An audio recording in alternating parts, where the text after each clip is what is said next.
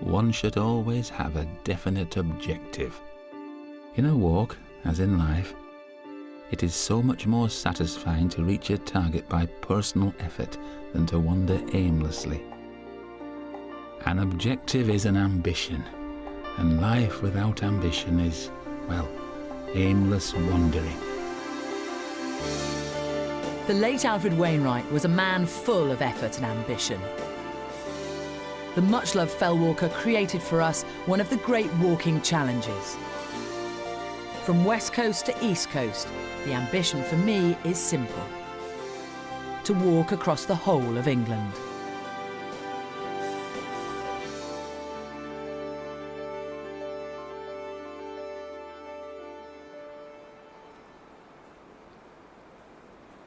Hello and welcome to Swaledale, one of the great valleys of the Yorkshire Dales. I'm halfway through my coast-to-coast walk. I've hiked 95 miles from St Bees near the Irish Sea, and I've got another 95 miles to go before I reach Robin Hood's Bay. But for now, it's all about this misty valley.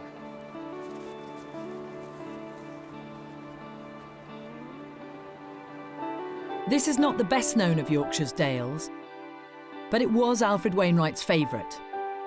And this section of my coast-to-coast adventure offers a complete Swaledale exploration.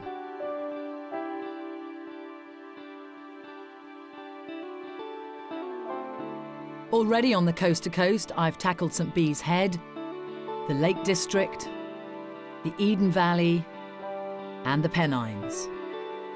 And my adventure in the Dales starts here, at the village that marks the halfway point of my adventure, the perfectly presented Keld.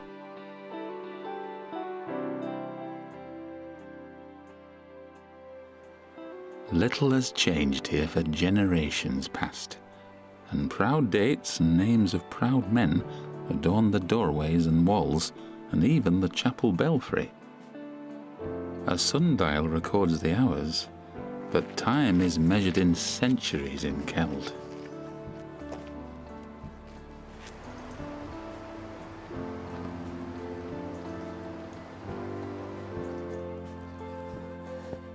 Before I leave Keld, there's a lady I have to meet. She's known as the Queen of the Coast to Coast. I like her already.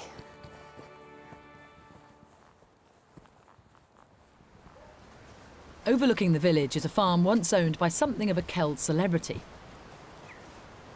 Not only has Doreen Whitehead run a B&B for 24 years, but she was the first person to assemble a B&B guide, an accommodation Bible no less, for coast-to-coasters. Yes. The Queen of Coast to Coast? What a moniker that is! Yeah, well, it was a man from Birmingham who gave me that name. He wrote an article and he dubbed me the Queen of the Coast to Coast, and it stuck. Now here we are. This used to be sort of the hub of your empire. Well, it didn't used to be, yes. Ernest and I lived here from 1983. We bought the farm and decided we would do bed and breakfast. Well, eventually, as farming went downhill, the bed and breakfast took over. And then I produced in 1986 this little book. The booklet, the famous booklet. Yeah. Here it is, the original bed and breakfast accommodation guide. And you... Doreen's guide is now heading towards its 25th year. Much like its creator, it's something of an institution. And in its early years, Alfred Wainwright himself was so impressed, he chose to drop in midway through his own coast-to-coast walk. That was it. And Mrs. Whitehead done a remarkable thing. She's published an accommodation guide to the coast-to-coast walk with all the names of the places that provide bed and breakfast along the route. How did you manage to get all those names, Mrs. Whitehead? By asking the visitors when they came to stay with me where they'd stayed at St Bees or Robin Hood's Bay, and making a list of them. And it's been very, very popular. It's I'm very a very, pleased. very useful book. I mean, it's indispensable, isn't it? Well, I hope so. Living where we live, away from the village, it's not a very good road to the farm, and so I try not to take people with cars because there's 4 gates to open, and you can imagine them coming along from a town in their high-heeled shoes and having to open gates. They don't like it very much. Now, you met him, didn't you, the great A.W.? What was he really like? Oh, he loved the ladies. Oh, he had that yes, we know twinkle that. in his eye. And Keld was one of his favourite places because he said at Keld you could always hear the sound of the river. Which you can, as, Yeah, we're standing here now. The music of the river, I think that's what he said. What effect has the Coast to Coast had on Keld over the years? A lot of effect. My husband always says that it was the mines for 100 years, and then it was sheep for 100 years, and now it's tourism. What do you think? I mean, you are the queen of the Coast to Coast. What's the secret of a good B&B, do you think? Because there must be some grotty ones along the way. Well, there are one or two I've heard about, you know. Well, I used to open the door and make people feel welcome. Sometimes I used to shout at them, but they got used to me. They knew my bark was worse than my bite, really. They always said I was very strict, and somebody wrote I was a formidable person. Well, I didn't intend to be like that at all. You were just being you. It was just me, and I like things done my way. Doreen, I wouldn't cross you, I have to say. Doreen embodies everything that is so charming about Keld, a place that welcomes walkers from all over the world, yet retains the closest of communities and has a real sense of some surprising history. Wainwright was clearly fascinated with Swaledale. I mean, he was always going to be enchanted by the valley itself, but it was the lead mining industry that really piqued his interest. He wrote pages and pages about it. So at this point of the walk, you have a choice. You can either walk through the picturesque dales, or you can saunter through the industrial landscape, the high road or the low road.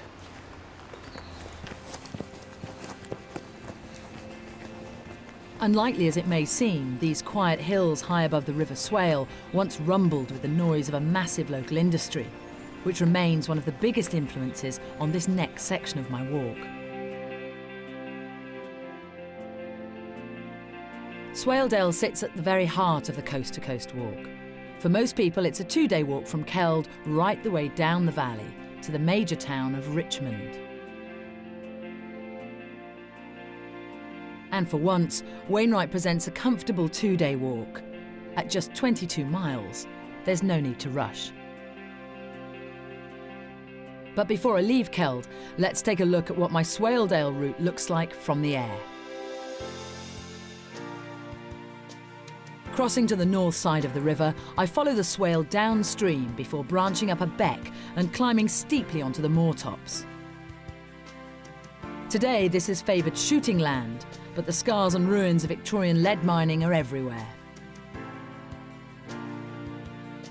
There's a slow descent back to the valley floor for a halfway stop in Reeth, the key village at the heart of Swaledale.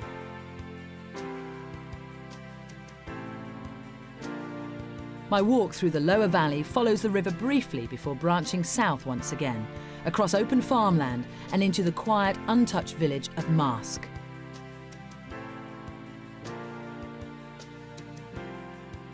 From here, I walk underneath a line of cliffs that look down on the Swale as it winds its way to my unique and rather exciting destination, the large Yorkshire town of Richmond.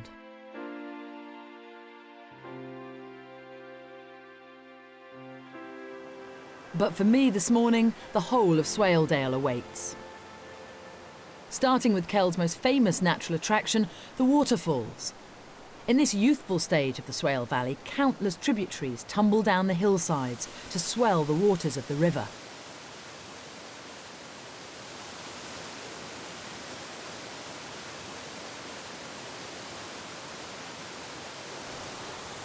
This is the moment when I can claim to be walking along 2 great routes, the Pennine Way and the Coast to Coast. One cuts across the country, the other goes up and down the country. And actually, the Pennine Way was one of the inspirations for AW's Coast to Coast. He thought he could come up with something more interesting and diverse. Wainwright wasn't a fan of the Pennine Way's countless miles of dreary moorlands. And this is one of those moments where you can see his preference for choice and variety.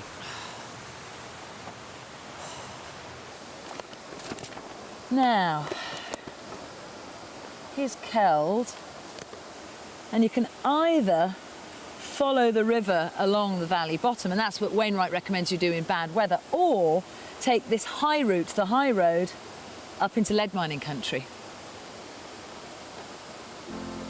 The route recommended in the following pages is of infinitely greater interest. Made easy by the use of miners' tracks. The sites of several abandoned lead mines are visited on the way, and although they are now ruinous, enough remains to enable the imaginative visitor to reconstruct the scene as it used to be when thousands of men toiled here.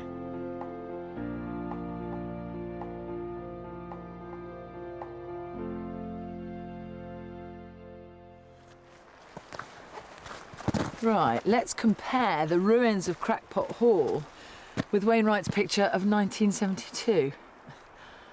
And actually, there's very little left. Although strangely, most of the buildings to the left side have disappeared, but someone's plopped a new roof on. Don't know why. When I first came this way, there was a roof on it, so it's gone into sad decay since then. The whole place has been abandoned to the rabbits. It's just one complete rabbit warden underneath here now. Holes everywhere.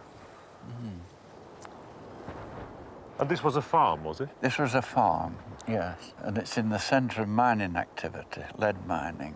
The situation here is glorious. You get the swale, big curve of the River Swale. I wonder why it was called Crackpot Hall.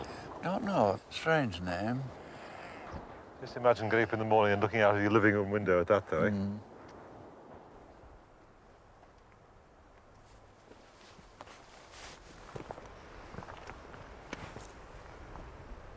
From this point, it's time to say a temporary goodbye to the River Swale. For those pursuing Wainwright's route of choice, it's time to get amongst the hills.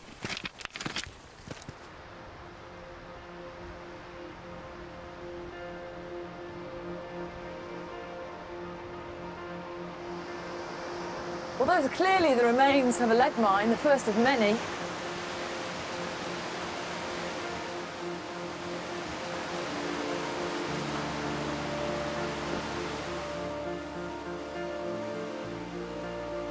"500 feet above its meeting with the River Swale, Swinegill Beck races off the hillside, providing an obvious if steep route up onto higher ground.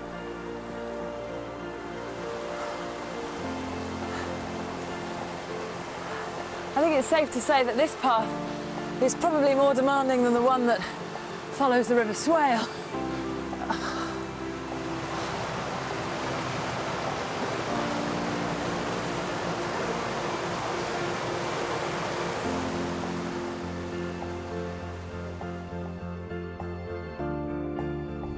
The reward for scrambling up the gill is a broad expanse of flat moorland plateau, some 1,800 feet high.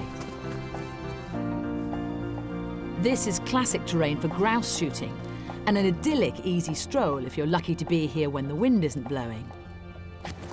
No matter what the conditions, though, the many 4x4s of gamekeepers and their clients mean there's a very clear track to follow.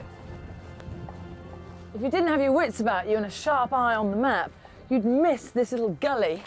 That's what I'm heading down, into mining country, to meet a man who knows more about mining than I ever will. I'm meeting him in the particularly inaccessible Gunnerside Gill. The climb down is awkward but dramatic. A walk through a man-made gorge known as a hush. A messed-up world of mining destruction, and the biggest sign yet of the impact one industry had on this area. Hi, Alan. Well, hello, Julia. Good to see you. Nice to see you. Thank you for coming here to meet me all this way. I made you walk a bit. Yes, just a little bit.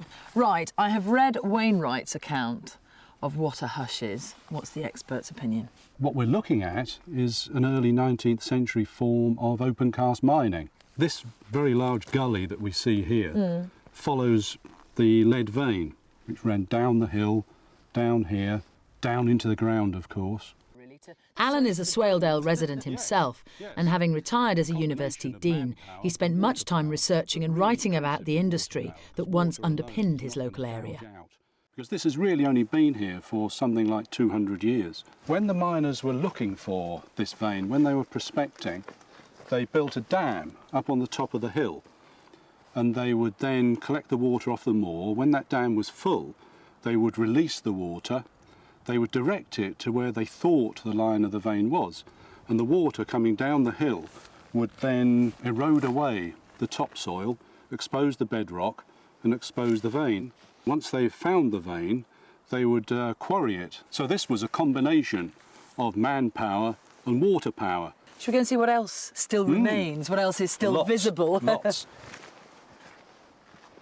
Mining for lead is thought to have been carried out here by the Romans, but in Gunnerside Gill today, the evidence nearly all relates to two neighbouring mines from the industrial age. Over here we have the Bunton mine, the Bunton level. There's the Bunton Hush, which would have been worked at one time, a level driven into it. And over here we have the Blakethwaite smelt mill. Now the ore from Bunton, which we've just seen, was not smelted here. So they were in competition? Yes, in effect they were. The mine for this is round the corner, maybe half a mile up the gill. Now you've got an old picture of how it would have looked. Yes, we can see quite clearly there the cast iron columns that were carrying the arches, behind which were the two ore hearths. And we can see where the water wheel was in that second building over there. And that powered the bellows, which blasted the air through the back of the ore hearth into the hearth itself, which was fired with peat from the peat store and some coal. It's a very picturesque setting these days, Alan, but as you say, it would have been such a different scene. Oh, yes, yes. Yeah, this peaceful, tranquil scene 200 years ago would have been a hive of industrial activity. The 1821 census shows the key mining area had a population of over 8,000. By 1900, that same population had dropped dramatically to 3,000, lost to the coalfields of Durham, the cotton mills of Lancashire, and even the more economic lead mines of Spain and America. This is the last thing that I want to show you, Julia. So this is Bunton level, a horse level. Right. So this is actually a mine driven into the side of the hill underneath this hush because, as we know, there was a vein running up here, and this is to mine the lead at depth. This level actually connected all the way through to Old Gang, where you're off to in a minute. So I could go that way then? Well, you could have done sort of 150 years or so ago. They used to take the crushed ore from here on rails all the way over to Old Gang to smelt, because this mine was operated by a different company from Blakethwaite over there. So although there's a smelt mill only just, a few hundred yards away, nonetheless they took it all the way through here. Through that way. So what this all means, Alan, is that I've got to head up there, haven't I? Another hush. I'm afraid you have.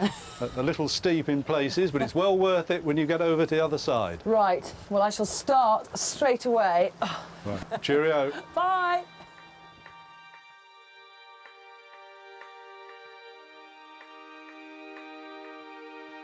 And so, much like my arrival into the valley, my exit route is via another steep and rocky hush.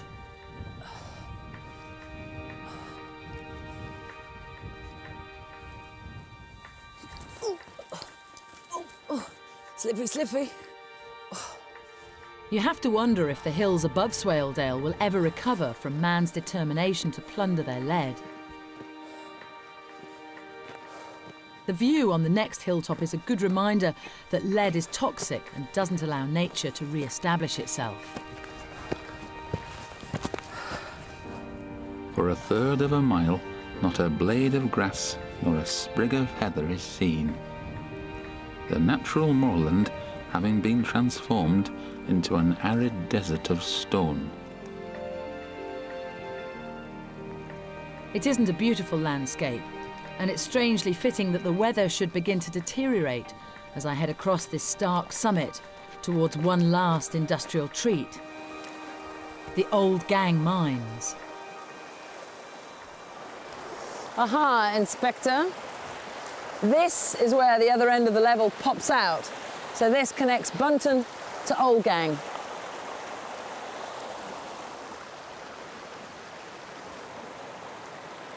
Marking the completion of my first 100 coast-to-coast miles, Old Gang was the largest lead producer in the area.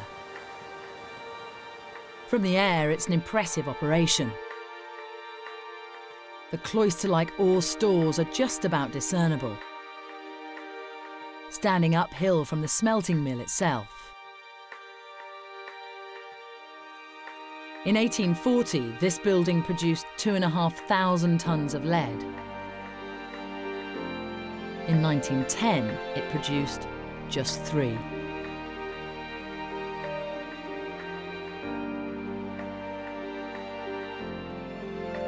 And today, it's hard to imagine that this site was in full working order less than a century ago.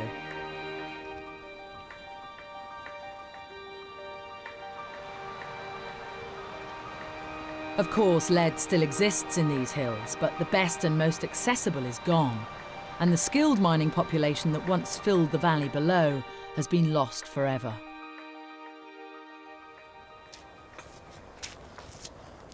My next landmark is a classic Yorkshire Dales village. Small it may be, but there's no doubting the significance of Reeth, the capital of Upper Swaledale. With schools, buses, pubs, hotels, even a museum, this is a place for locals and visitors. The enormous village green is the perfect spot to see Swaledale life pan out in front of you. After the desolation of the lead mines, it's pleasant to come to this little civilised oasis. It's well supplied with hotels, boarding houses, and there's almost a compulsory halt for people doing the coast-to-coast walk. Yes, it's a neat little place, isn't it? Yeah, I think that's all we need to say about Reeth.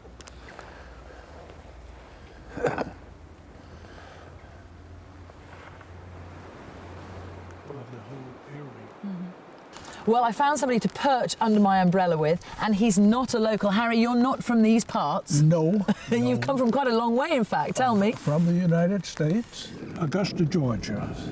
I came over to walk the Wainwright Coast to Coast Trail.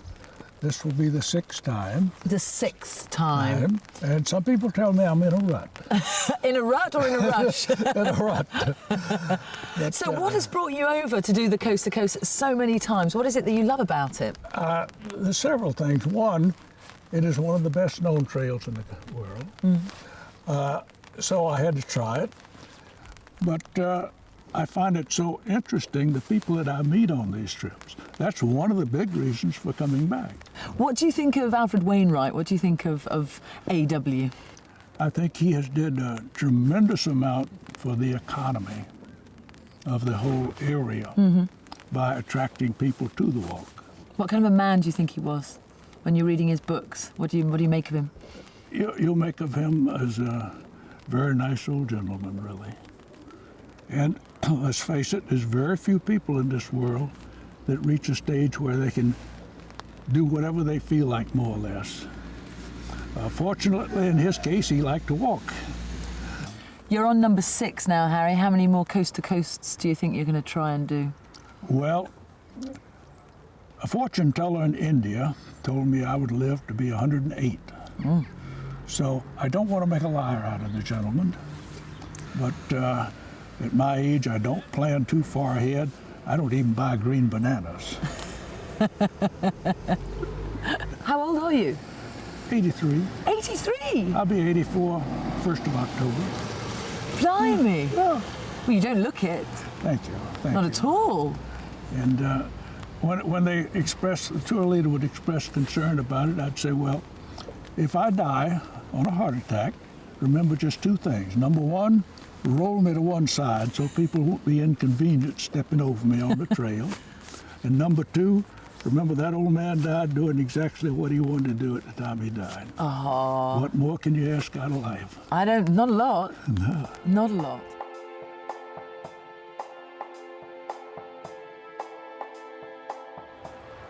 So after a night's rest and a good deal of coast-to-coast nattering, it's on to the very sizable goal of Richmond. This section is short and easily accomplished, but is so abundantly endowed with variety and beauty and interest that it would be unforgivable to rush it in half a day. He liked his mines, did old Wainwright, but mines generally mean scrambling and tougher inclines, so it's nice to amble along the riverbank. This is my first encounter with the River Swale since I left Keld. Already it's looking broader and a good deal more sedate. But there's a familiar rusty tint, a reminder that this water has come straight from the peat bogs of the Pennines.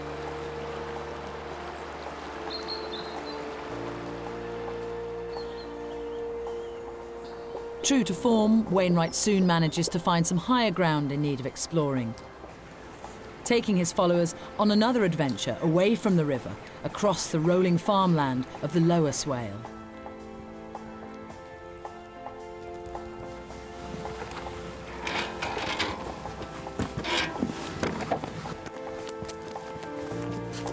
The village of Marske is a surprisingly substantial settlement, considering it's rarely mentioned in tales of coast-to-coast adventures.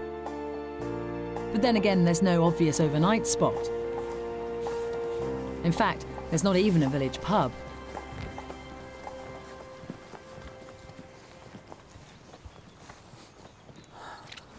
Hello. Hello. You have to feel a bit sorry for Marske because it sort of gets overlooked. At this stage of the coast-to-coast walk, most people are hell-bent on getting to Richmond, which is the only significant town on the entire Warhawk. Wainwright devotes a lot of time and ink to Richmond. Yes, can you smell my apple? Okay, here we go. Ooh, ooh, there we are. Nice, huh? See any similarities? I agree.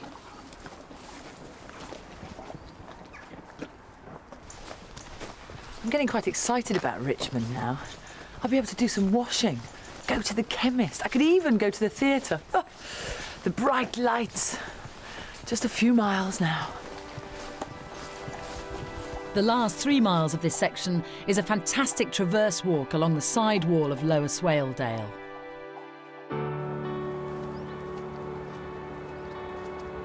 This high-level path offers one last lingering look down onto the Swale before all walkers disappear into one of those rare things on the coast-to-coast, a wood. Wycliffe Wood is a quiet, dark and a very damp place on an autumn evening like this, but a haven for bluebells and primrose in spring.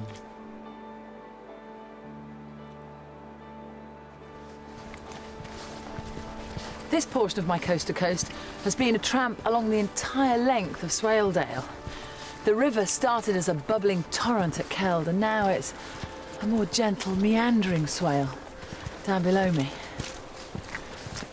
It's a good hike for walkers. You go through moorland, woodland, and some mining history too. And just as Wainwright intended, I've taken his advice, but made my own choices about the route along the way. There's certainly plenty more of Swaledale to come back and explore on another visit. For now, though, there's just one more sight to see. One that I've been looking forward to for days. My view, sadly, is slightly murkier.